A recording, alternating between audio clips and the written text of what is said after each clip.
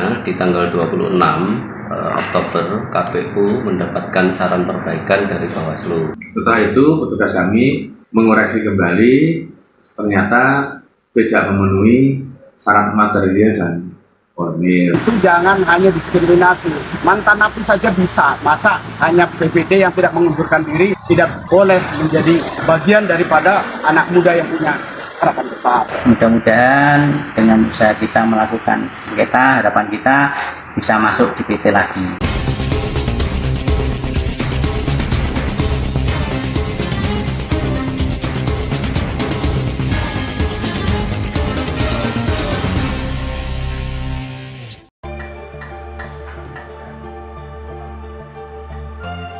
Dicoret dari daftar calon tetap atau DCT, Joko Priyono, caleg Dapil 4 DPRD Kabupaten Nganjuk dari Partai Amanat Nasional atau PAN, bersama dengan kuasa hukumnya Ferry Ahmad, mendatangi gedung Komisi Pemilihan Umum atau KPU Kabupaten Nganjuk pada Senin 18 Desember 2023. Kedatangan Joko bersama dengan kuasa hukumnya tersebut untuk kembali mempertanyakan permasalahan sengketa yang membuatnya tercoret dari daftar peserta pemilihan calon anggota DPRD tersebut. Menurut Nanang Wahyudi, Ketua Divisi Teknis Penyelenggaraan KPU Kabupaten Nganjuk, yang menemui Joko dan kuasa hukumnya menjelaskan, dicoretnya Joko dari DCT berdasarkan sarper atau saran perbaikan yang dikirim oleh Badan Pengawas Pemilu atau Bawaslu Kabupaten Nganjuk, di mana dalam sarper Bawaslu itu disebutkan jika ditemukan beberapa bacalek masih aktif di profesi yang tidak diperbolehkan. Untuk diketahui, Joko adalah anggota Badan Permusyawaratan Desa atau BPD dari Desa Melandangan, Kecamatan Pace, Kabupaten Nganjuk, Jawa Timur. Selain sarper yang dilengkapi dengan berbagai macam dokumen pendukung, Bawaslu juga memberikan saran agar memasukkan sejumlah bacalek tersebut untuk masuk dalam daftar caleg TMS atau tidak memenuhi syarat. Jadi awal mulanya di tanggal 26 Oktober KPU mendapatkan saran perbaikan dari Bawaslu. Saran perbaikan itu bunyinya yang pertama ada temuan terkait pekerjaan yang dilarang terhadap calon tersebut. Pekerjaan dilarang tersebut kebetulan beliau ini anggota BPD.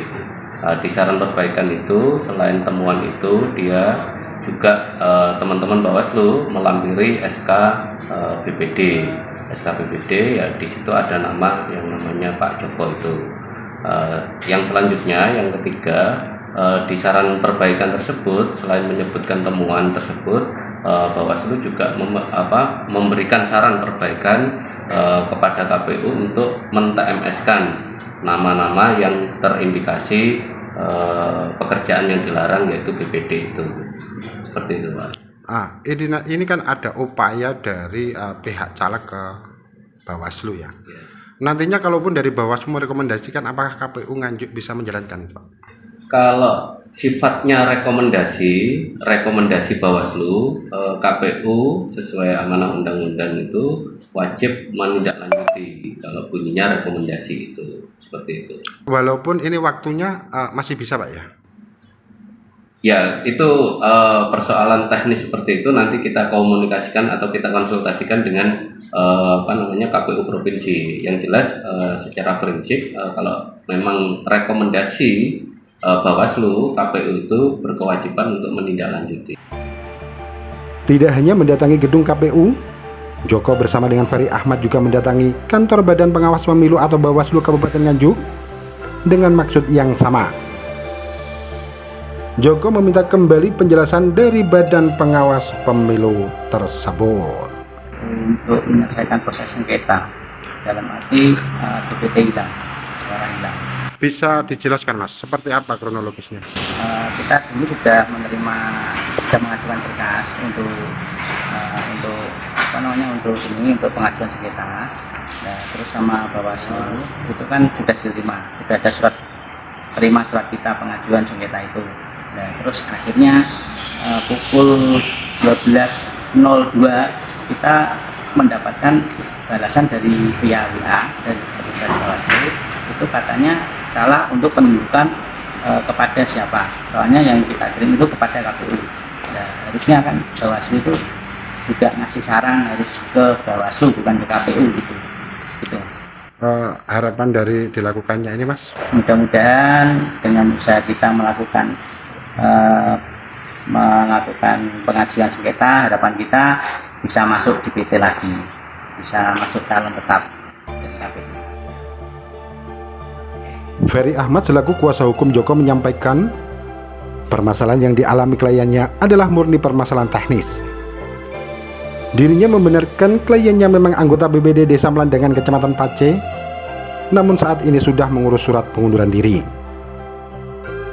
Ferry Ahmad berharap dengan serangkaian proses yang sudah dilalui kliennya untuk mendaftar sebagai calon anggota legislatif, Bawaslu dapat memberikan rekomendasi sehingga kliennya dapat menjadi salah satu peserta Pileg 2024 mendatang.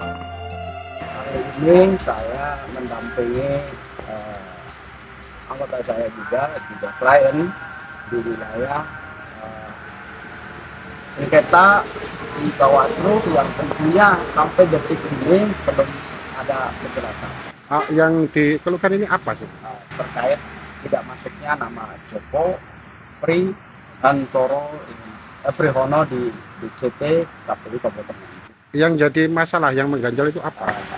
Rekomendasi Bawaslu adalah tidak memenuhi syarat karena masih aktif di tapi sekarang hari ini kan sejak disampaikan begitu, kemudian yang bersangkutan sudah mengurus surat pengunduran diri, namun di injury time ternyata tetap tidak masuk di DCT. Nah, hal ini menjadikan bahwa yang bersangkutan sudah melakukan sebuah proses dari awal hingga akhir. Ini tentu kalau secara administrasi masih kurang, tentu harus ada konfirmasi dan sebagainya dari pihak Bawaslu sebelum melakukan satu rekomendasi kepada KPU. Nah, kami tadi sudah ke KPU juga dan jawabannya bahwa nunggu rekomendasi Bawaslu untuk bisa kami masukkan di dalam daftar calon. Harapan dari Bang Ferry sendiri gimana? Harapan dari kami tentunya karena sebuah proses ini panjang kali lebar dan berdarah-darah, tentu jangan hanya diskriminasi. Mantan napi saja bisa, masa hanya BPD yang tidak mengundurkan diri tidak boleh menjadi bagian daripada anak muda yang punya harapan besar. Gitu. Jadi harus ada pembedanya, sekalipun nanti bahwa mantan napi yang ancaman hukumannya di bawah 5 tahun bisa dan tanpa harus melakukan satu persyaratan-persyaratan. Tentunya kalau ini anak bangsa yang hari ini lagi bertugas di konteks institusi negara dan mengundurkan diri, tentunya kan harus sudah lapangan dada semuanya menerima itu. Jadi jangan ada hal-hal yang kemudian dijadikan satu tolak ukur bahwa like and dislike. Ketua Bawaslu Kabupaten Nganjuk Yuda Hernanto ditemui di ruang kerjanya menjelaskan Bawaslu Kabupaten Nganjuk telah melakukan serangkaian langkah hingga memberikan sarper ke pihak KPU. Saran perbaikan itu diberikan berdasarkan klarifikasi maupun verifikasi dari berbagai pihak. Dan berikut adalah penjelasan lengkap Yuda Hernanto kepada redaksi Akurasi TV. Baik, terima kasih. Ini menjadi kronologis suatu rangkaian peristiwa. Jadi tidak bisa kita sepenggal, tidak bisa. Ini satu bagian rangkaian peristiwa. Jadi harus diawali dulu bahwa bakal calon anggota legislatif itu adalah mereka yang diajukan oleh partai politiknya ke KPU dengan melampirkan syarat-syarat yang sudah ditentukan sesuai dengan aturan perundang-undangan. Nah, salah satu persyaratan bagi ASN, kepala desa atau anggota BPD itu atau pekerjaan lain yang tidak dibolehkan, misalkan anggota atau karyawan BUMN, BUMD dan sebagainya itu memang ada. Nah, itu harus dalam berkas syarat calon tadi itu harus melampirkan tanda terima pengunduran diri yang bersangkutan. Nah, terus kalau untuk Joko sendiri ini kronologinya seperti apa kok sampai dicoret itu? Nah, Joko ini pas saat pendaftaran dia tidak melampirkan surat tanda terima pengajuan pengunduran diri. Bahkan sampai dengan DCS itu belum ada suratnya. Nah, kemudian harusnya dia sudah menyampaikan itu dulu. Sebelum ada surat keputusan pemberhentian, sudah harus menyampaikan dulu bahwa yang bersangkutan itu mengajukan pengunduran diri, dibuktikan dengan tanda terima surat pengunduran diri dari pejabat yang berwenang. Langkah dari Bawaslu pada saat itu seperti apa, Ketua? Bawaslu belum menemukan, tetapi organ Bawaslu yang ada di tingkat kecamatan maupun di tingkat desa tahu persis suatu misal di desa tertentu, ya, desa A misalkan, di sana tetap ada petugas kami ada di desa. Praktis petugas kami akan mengetahui, oh BPD di desa ini sama A, B, C, D itu akan ketahui. Nah, berawal dari situ maka menjadi temuan dari pengawas kami. Saya kebetulan juga berada di desa setempat karena petugas kami PKD ini kan juga lingkup kerjanya juga di desa itu, di kantor desa. Jadi pasti tahu caleg-caleg kemana saja yang kemudian dia pekerjaannya adalah BPD dan sebagainya tahu. Jadi Bawaslu sendiri sudah melakukan follow up dari bawah ya ini ya? Sudah kita adakan klarifikasi. Jadi kita sudah menemui yang bersangkutan, dokumentasinya ada dan lain sebagainya. Bahkan kemudian kita kesulitan mencari yang namanya SK, surat keputusan pengangkatan sebagai PBD, karena putusannya ada katakan di. Kemudian kami ke Pemdes, ya, Pemdes, kami meminta surat ke sana. Benarkah yang selama ini adalah anggota PBD? Permintaan kami dipenuhi, Pemdes, ya, berupa SK tadi. Karena memang prosedurnya seperti itu, sehingga memang tidak dilakukan lagi bahwa yang bersangkutan itu adalah anggota PBD. Nah, dari situ kemudian kami memberikan saran perbaikan kepada KPU. Intinya menyampaikan bahwa ada 3 caleg yang pada saat itu masih menjabat sebagai anggota PBD. Jadi tidak ada 1, ada 3 caleg berasal dari 2 partai politik. Nah, setelah itu KPU otomatis mencermati kembali, oh iya ternyata anggota BPD yang merupakan pekerjaan yang tidak diperbolehkan oleh undang-undang, kecuali yang bersangkutan sudah mengajukan pengunduran diri dengan bukti tanda terima oleh pejabat yang berwenang, atau dibuktikan dengan surat keputusan pemberhentian sebagai anggota BPD, kan seperti itu. Nah, kemudian KPU melalui langkah karena itu merupakan pekerjaan yang tidak diperbolehkan, maka dicoret oleh KPU. Nah, setelah terbit dicoret oleh KPU, yang berwenang masih bisa nggak melakukan upaya hukum? Bisa, ya. Waktunya itu ada 3 hari. Nah, kemudian yang bersangkutan ini, ya, dan partainya datang ke Bawaslu. Kita kemudian memberikan petunjuk dan arahan tentang form-form apa saja yang harus diisi dan bagaimana cara mengisinya. Nah, ini sudah dilakukan oleh Bawaslu. Nah, kemudian di hari pertama untuk menyampaikan, dari kedua dan hari ketiga ya yang terakhir baru kemudian datang menyampaikan form itu. Kemudian sekitar datang jam 4 kurang seperempat ya kalau nggak salah.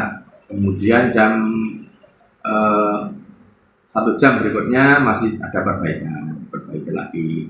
Kemudian datang lagi, kemudian diperbaiki, sampai dengan kemudian setelah itu petugas kami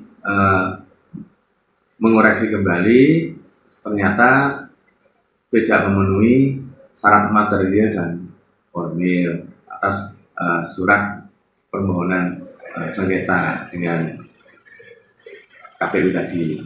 Bisa disebutkan mungkin Ketua syarat yang tidak memenuhi itu seperti apa mungkin? Bisa dicontohkan mungkin? Ya salah satunya misalkan ya harusnya permohonan sengketa itu seharusnya ditujukan kepada Bawaslu. Maka di sana tujuannya bukan ke Bawaslu tetapi ke KPU. Kemudian kedudukan hukum ya dari masing-masing pihak dan sebagainya itu juga tidak disebutkan. Ada beberapa contoh yaitu adalah persyaratan material maupun formil yang seharusnya itu tidak dicukupi.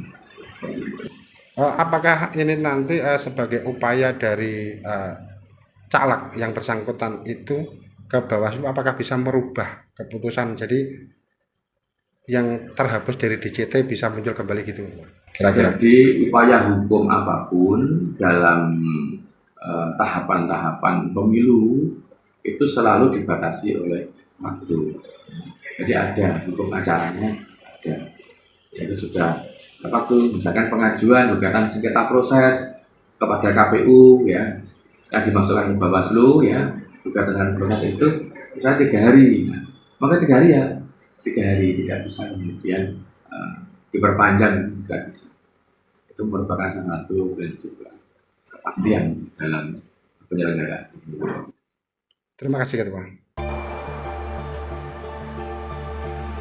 Pemilihan umum adalah proses demokratis untuk memilih wakil rakyat atau pejabat pemerintah secara langsung.